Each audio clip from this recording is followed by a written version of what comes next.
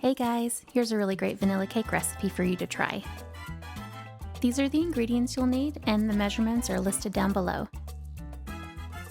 First, combine your sugar and your butter together. I'm using a hand mixer, or you can use a stand mixer, whatever works best for you. And now I'm adding oil, vanilla and almond extract, buttermilk, and lastly full-fat Greek yogurt. Just mix these together until fully incorporated. Next, we're going to add the flour. Now I've already added the baking soda, baking powder, and salt to the flour. Mix it all together. And then I add the flour little by little. And as I mix, I'm just trying to get rid of the clumps and scrape the sides of the bowl as needed.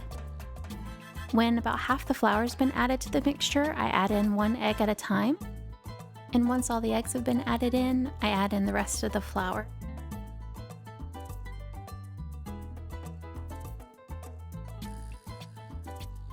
Here I'm just using a spatula before I use the mixer so the flour doesn't fly out of the bowl as easy. And in this next step, we're going to use 2 8-inch cake pans.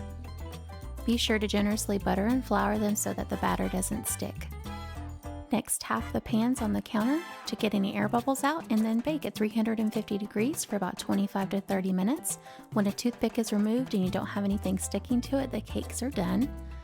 There you go, guys. It's so delicious. You'll really enjoy this one. Thanks so much for watching. Bye.